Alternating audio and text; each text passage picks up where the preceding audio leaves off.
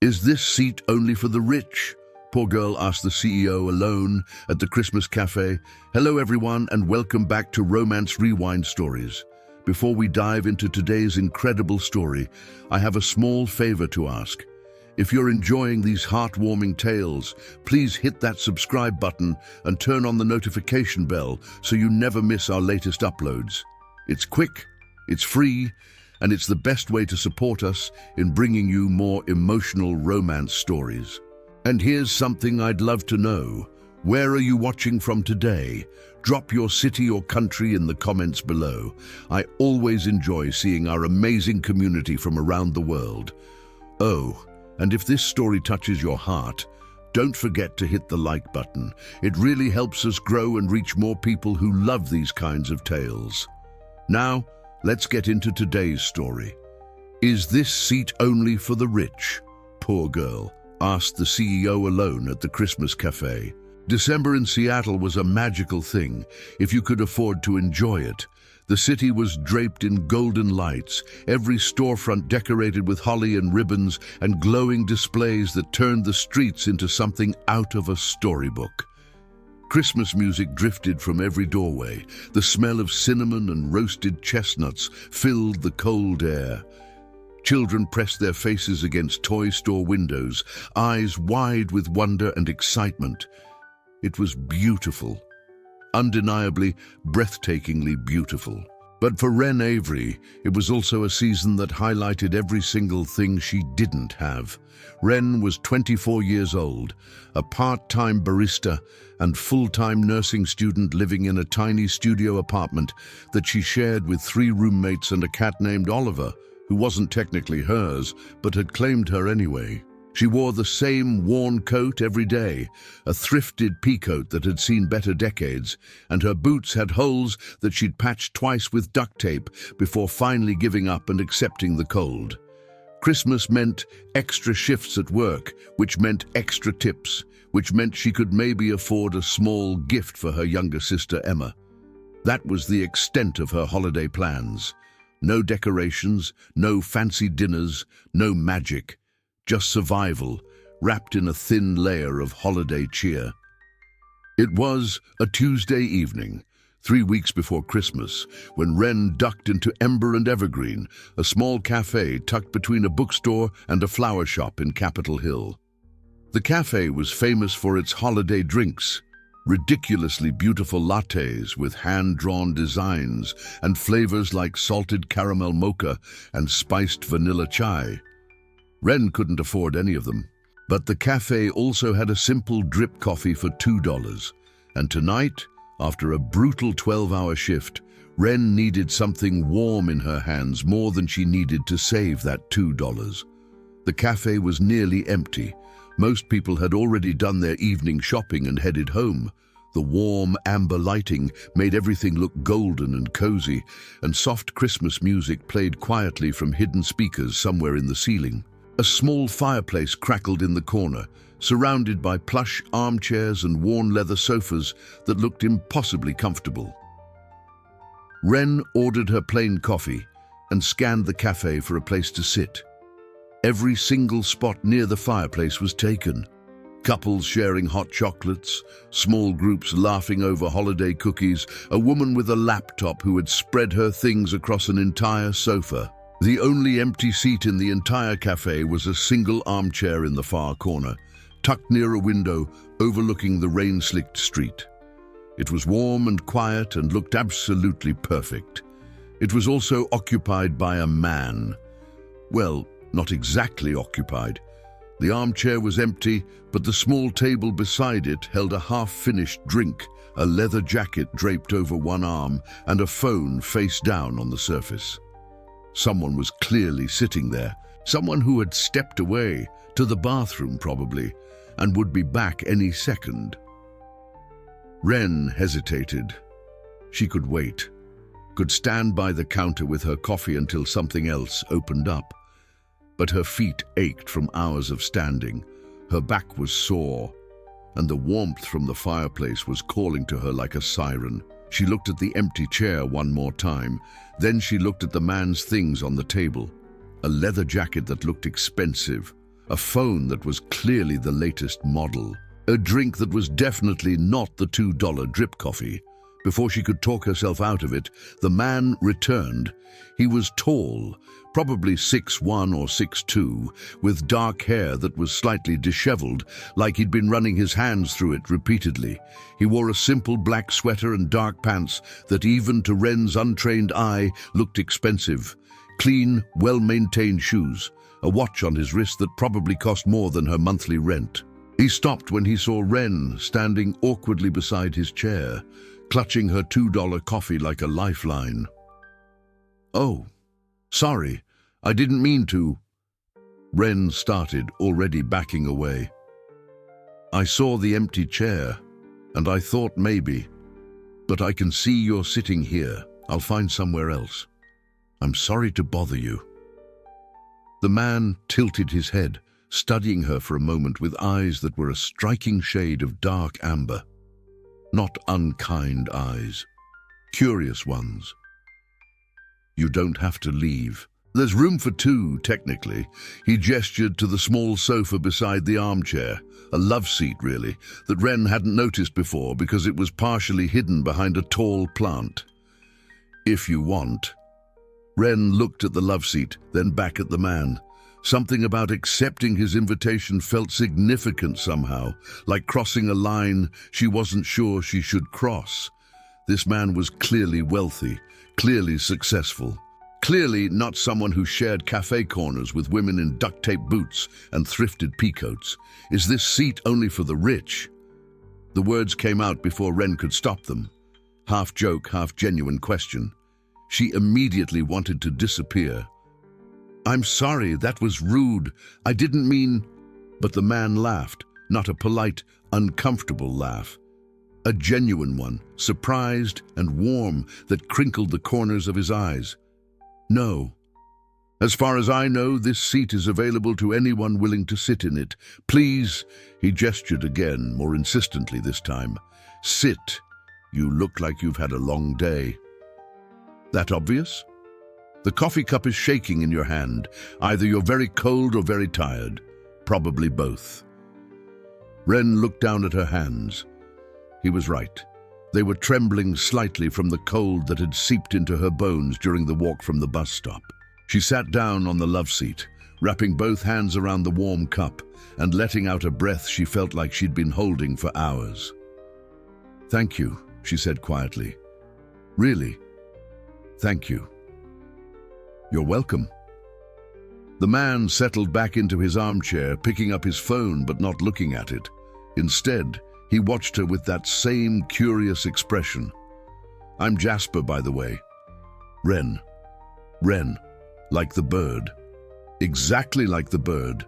My mom was a nature enthusiast. My brother is named Hawk, which is significantly cooler than Ren, in my humble opinion."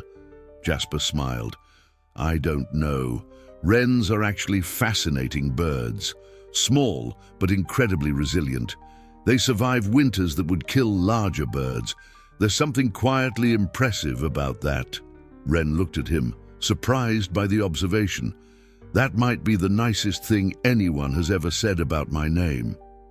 "Then the people in your life aren't paying enough attention."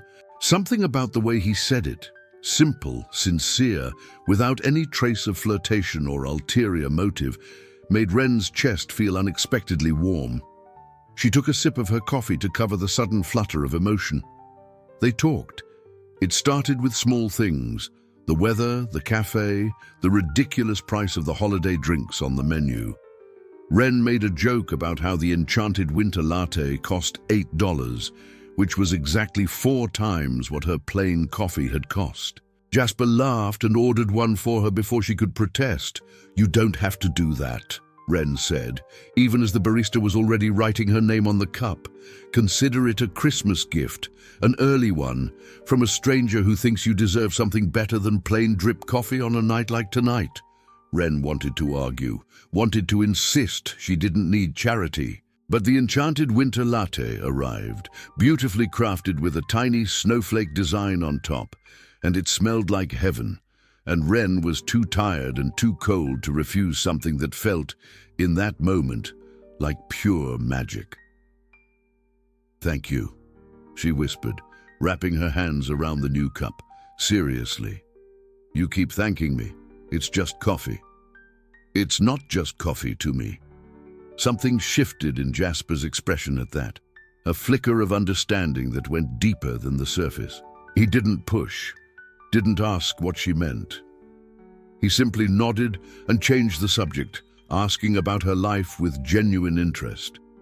Ren told him about nursing school, about her shifts at the cafe, about her sister Emma, who was 16 and brilliant and deserved a better Christmas than Ren could give her. She told him about Oliver the cat, who had chosen her despite belonging to one of her roommates. She told him about the small, stubborn dream she carried everywhere, the dream of becoming a pediatric nurse, of working with sick children, of making a difference in the lives of kids who needed it most. Jasper listened to all of it, really listened, not the polite, nodding kind of listening that people did when they were waiting for their turn to talk. He listened like her words actually mattered, like her story was worth hearing. "What about you?" Ren asked eventually, realizing she'd been talking for almost an hour. "What does Jasper do, besides buy expensive drinks for strangers in cafes?" "I run a company, tech, mostly, software development and some AI research." Jasper said it casually, like it was the most ordinary thing in the world. "That sounds interesting. Is it a big company?"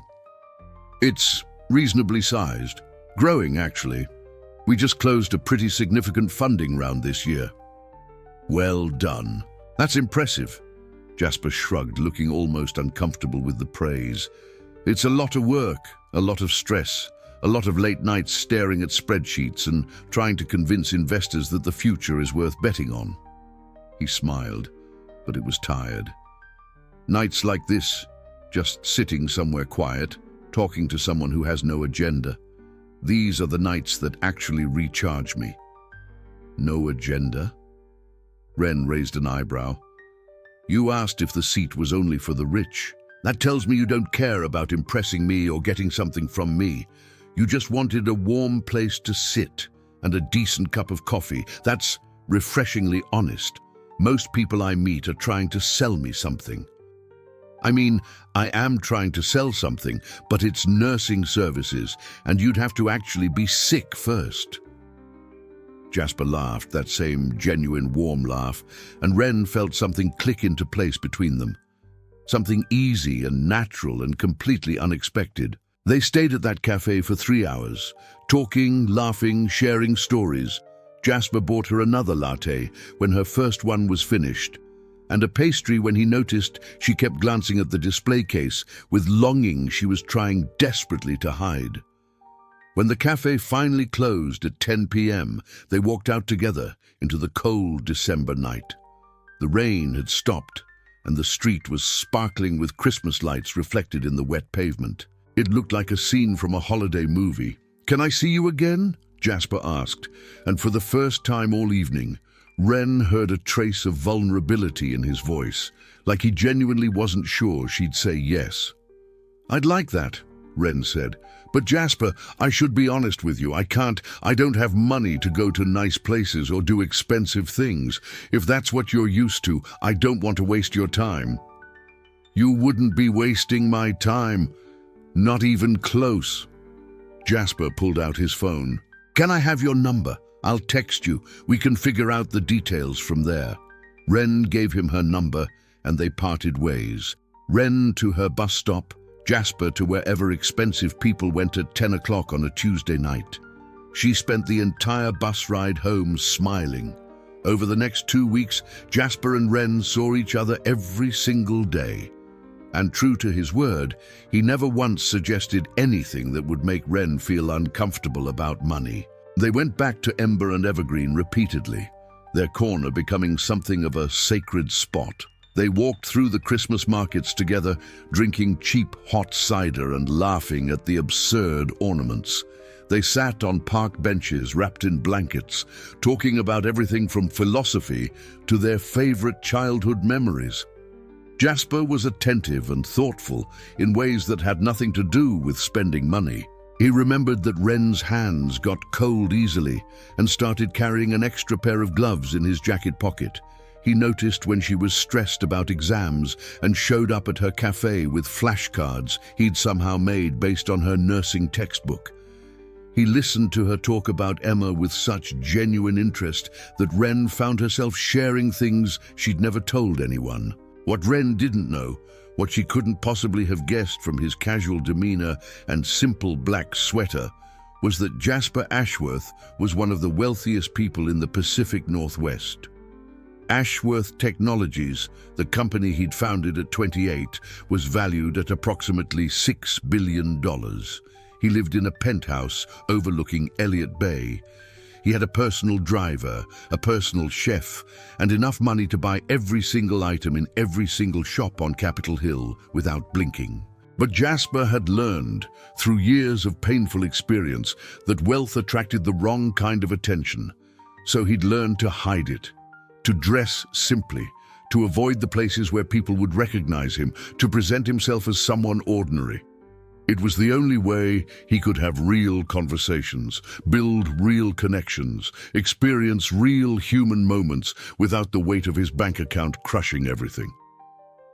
And then he'd met Wren, a woman who'd looked at his expensive watch and asked if his seat was only for the rich, a woman who thanked him for an $8 latte like it was the most generous gift she'd ever received. A woman who was brilliant and kind and fiercely determined to build a meaningful life despite every obstacle in her way. Jasper had fallen for her within that first hour at the cafe, and every day since he'd fallen harder. The question was how to tell her the truth without destroying what they'd built. He chose Christmas Eve. Wren had mentioned that she was working a double shift on Christmas Eve and would spend Christmas Day alone. Emma was going to a school friend's house for the holiday, and Wren didn't want her sister to feel guilty about leaving, so Wren would be alone, working until noon, then going home to her tiny apartment with Oliver the cat and whatever she could afford to make for a solo Christmas dinner. Jasper showed up at Ember and Evergreen at noon on Christmas Eve, right when Wren's shift ended. He was waiting in their corner, the armchair and the love seat, with 2 enchanted winter lattes and an expression that was equal parts nervous and determined. "Jasper, what are you doing here? I thought you had family things tonight." "I do, but first, I need to tell you something, and I need you to hear the whole thing before you react. Can you do that?" Wren sat down slowly, her heart suddenly beating faster. "Okay, you're scaring me a little." "I'm not trying to scare you. I'm trying to be honest with you because you deserve honesty, especially from me." Jasper took a breath. "My full name is Jasper Ashworth, Ashworth Technologies. You've probably heard of it. I founded the company 7 years ago. It's worth about $6 billion. I live in a penthouse downtown. I have more money than I could ever spend in a lifetime." Wren stared at him. The cafe suddenly felt very loud, very bright, very crowded, even though it was nearly empty.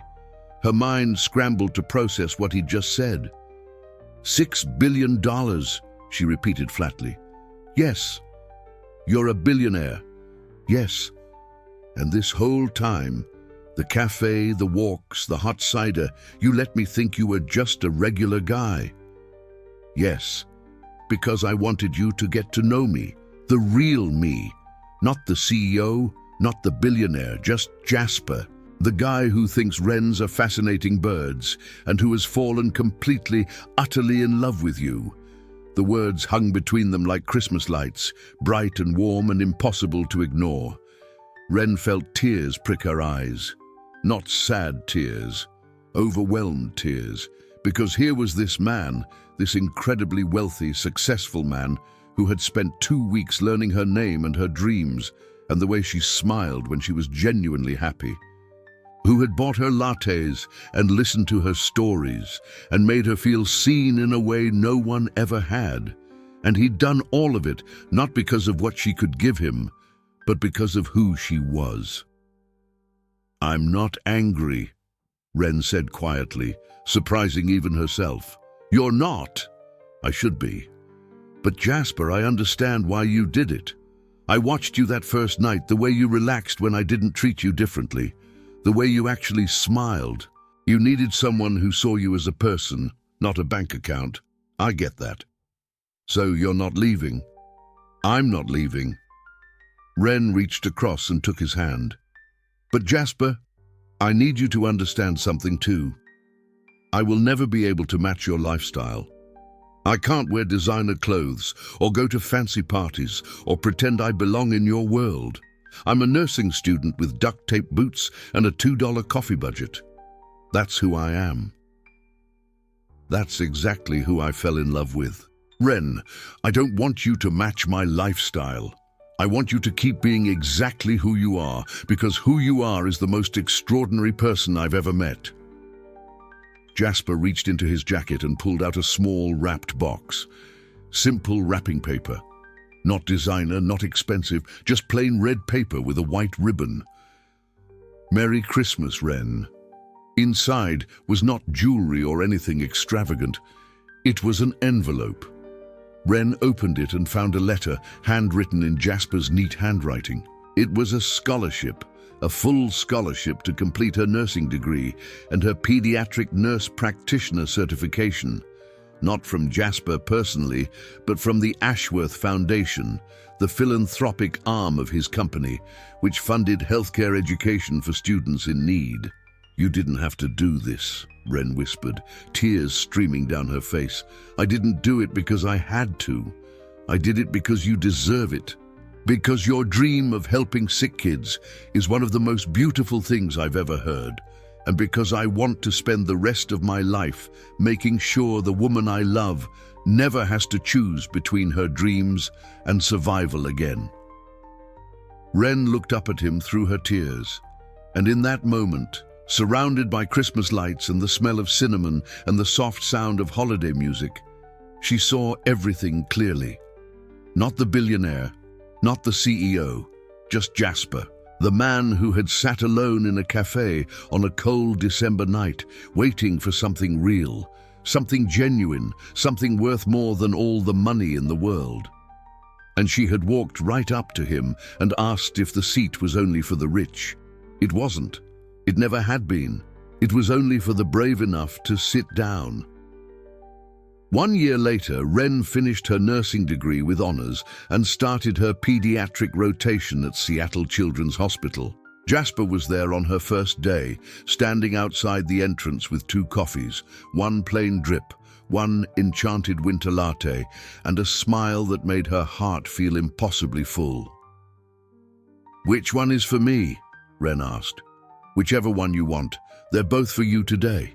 Wren took the plain drip coffee and handed him the latte. "This one's for you. Consider it payback for all those months of buying me expensive drinks."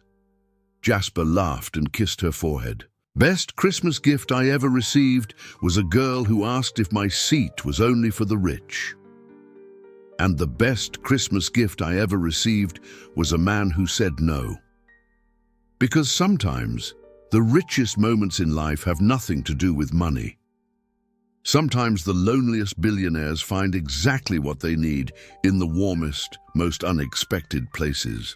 And sometimes a girl in a thrifted peacoat and duct tape boots walks into a cafe on a cold December night and changes everything, proving that the seats worth having were never reserved for the wealthy. They were always waiting for the ones brave enough to simply sit down and say hello. And that's where our story ends today. What did you think? Did Jasper and Wren's story of a Christmas cafe encounter becoming forever love touch your heart? Let us know in the comments what your favorite moment was. If you enjoyed this story, we have so many more waiting for you. Check out our playlist for more heartwarming romance tales that will make you believe in love all over again. Don't forget to subscribe, hit that notification bell, and give us a thumbs up. Your support means everything to us. Until next time, keep believing in love, keep believing in second chances, and remember, the best stories are the ones that remind us we all deserve our happily ever after. See you in the next story. What did you think? Did Jasper and Wren's story of a Christmas cafe encounter becoming forever love touch your heart? Let us know in the comments what your favorite moment was. If you enjoyed this story, we have so many more waiting for you. Check out our playlist for more heartwarming romance tales that will make you believe in love all over again. Don't forget to subscribe, hit that notification bell, and give us a thumbs up. Your support means everything to us. Until next time, keep believing in love, keep believing in second chances, and remember, the best stories are the ones that remind us we all deserve our happily ever after. See you in the next story. What did you think?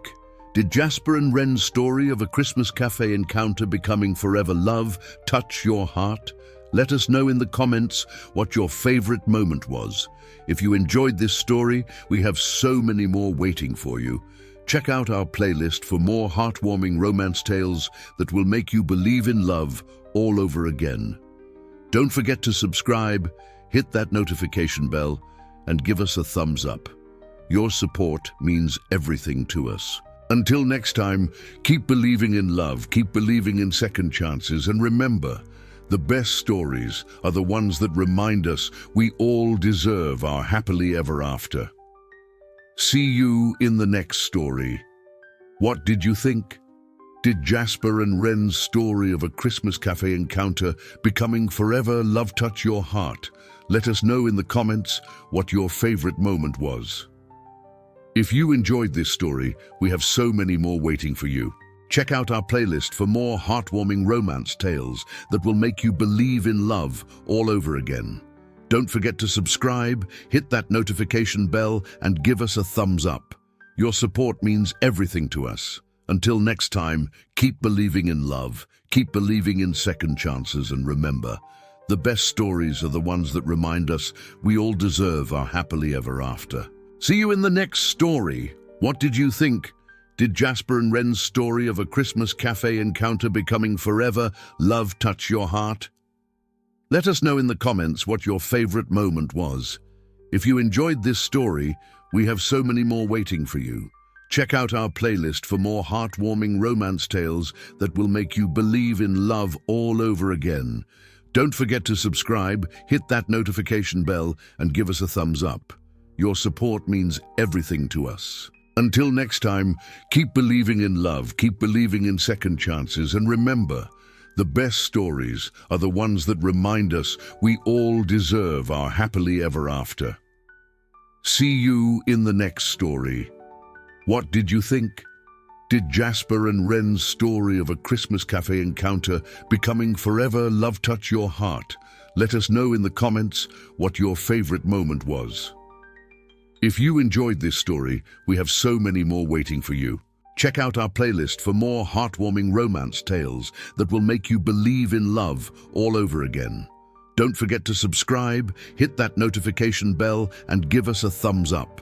Your support means everything to us. Until next time, keep believing in love, keep believing in second chances, and remember, the best stories are the ones that remind us we all deserve our happily ever after. See you in the next story. What did you think? Did Jasper and Wren's story of a Christmas cafe encounter becoming forever love touch your heart? Let us know in the comments what your favorite moment was. If you enjoyed this story, we have so many more waiting for you. Check out our playlist for more heartwarming romance tales that will make you believe in love all over again. Don't forget to subscribe, hit that notification bell, and give us a thumbs up. Your support means everything to us. Until next time, keep believing in love, keep believing in second chances, and remember, the best stories are the ones that remind us we all deserve our happily ever after. See you in the next story. What did you think?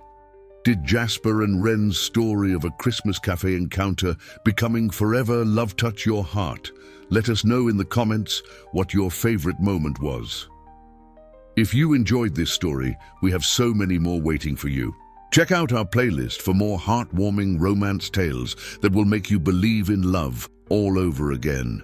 Don't forget to subscribe, hit that notification bell, and give us a thumbs up. Your support means everything to us.